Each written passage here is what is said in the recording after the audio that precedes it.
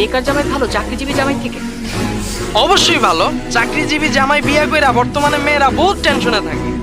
সারাদিন অফিসে যায় কোন মেয়ে কলিগের লগে যায় প্রেম করে, চ্যাটিং করে, তুমি কি দেখবা?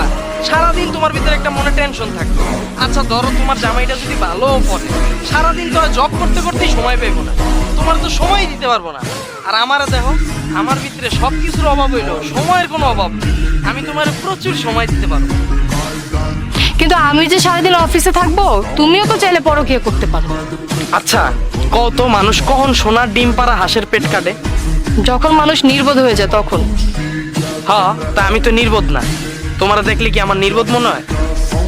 আচ্ছা, আমাকে যে তুমি বিয়ে করতে চাও, আমাকে নিয়ে রাখবা কই? কেন, তোমার বাবার বাড়ি? কি? তাহলে তো তুমি ঘর জামাই হয়ে যাবা।